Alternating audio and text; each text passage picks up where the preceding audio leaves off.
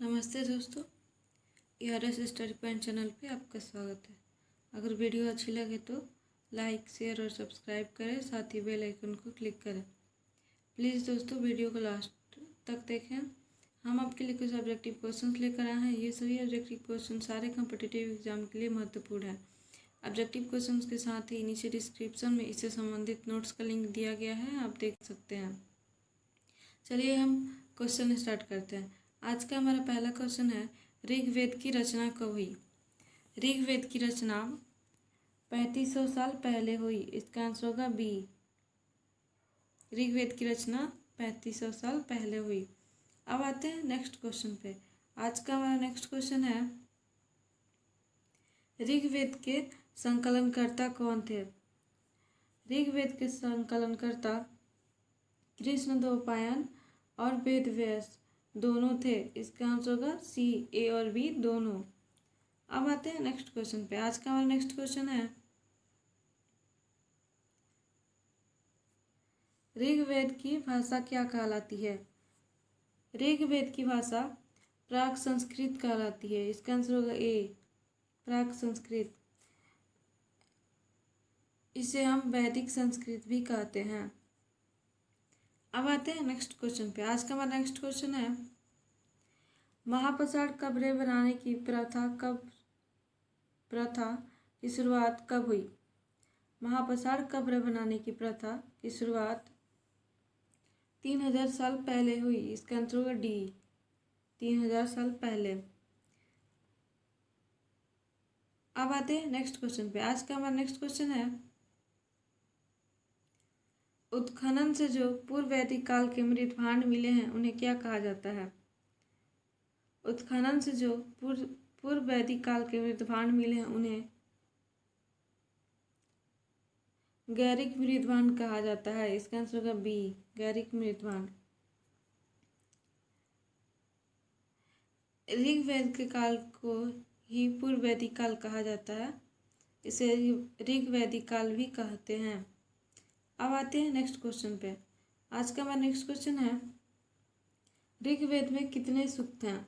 ऋग्वेद में 1028 सूक्त हैं। इसका आंसर होगा सी, 1028। अब आते हैं नेक्स्ट क्वेश्चन पे। आज का हमारा नेक्स्ट क्वेश्चन है, ऋग्वेद में कितने मंडल हैं? ऋग्वेद में 10 मंडल हैं। इसका आंसर होगा ए, ऋग्वेद में 10 मंडल हैं। अब आते हैं नेक्स्ट क्वेश्चन पे। आज का हमारा नेक्स्ट क्वेश्चन है, तृतीय मंडल का संबंध किससे है? तृतीय मंडल का संबंध गायत्री मंत्र से है। इसका आंसर होगा डी, गायत्री मंत्र। अब आते हैं नेक्स्ट क्वेश्चन पे। आज का हमारा नेक्स्ट क्वेश्चन है, गायत्री मंत्र के निर्माता कौन थे? गायत्री मंत्र के निर्माता विश्वामित्र थे। इसका आंसर होगा ए, विश्वामित्र। अब आते हैं नेक्स्ट क्वेश्चन पे। आज का हमारा नेक्स्ट क्वेश्चन है, भारत में राजतंत्र की शुरुआत किस काल में हुई? भारत में राजतंत्र की शुरुआत पूर्व वैदिक काल में हुई। इसका आंसर होगा बी।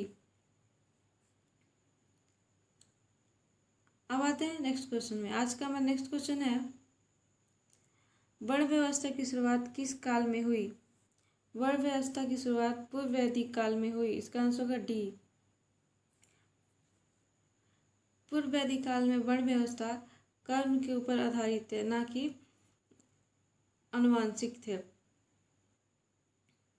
अर्थात जो जिस काम को करता था उसे उसी वर्ण का माना जाता था। अब आते हैं नेक्स्ट क्वेश्चन पे। आज का हमारा नेक्स्ट क्वेश्चन है, वैदिक काल की सबसे पूजनीय पशु कौन थी? वैदिक काल की सबसे पूजनीय पशु गाय थी। इसका आंसर होगा ए, गाय। वैदिक काल में गाय को अघन्य माना जाता था। वैदिक काल में गाय को अघन्य माना जाता था। अब आते हैं नेक्स्ट क्वेश्चन पे। आज का हमारा नेक्स्ट क्वेश्चन है, गायत्री मंत्र किसके संदर्भ में लिखा गया है?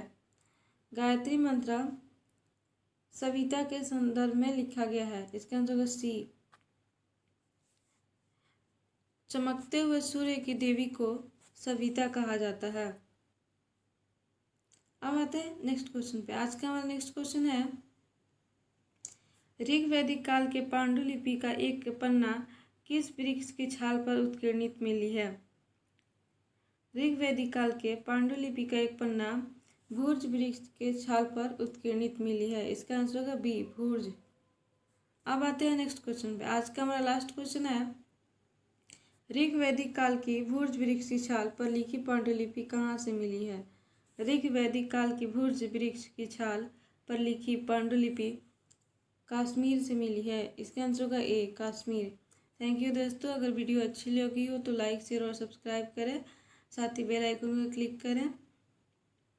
और अगर इस वीडियो में कोई गलती हुई होगी तो आप नीचे कमेंट सेक्शन में कमेंट करके बता सकते हैं।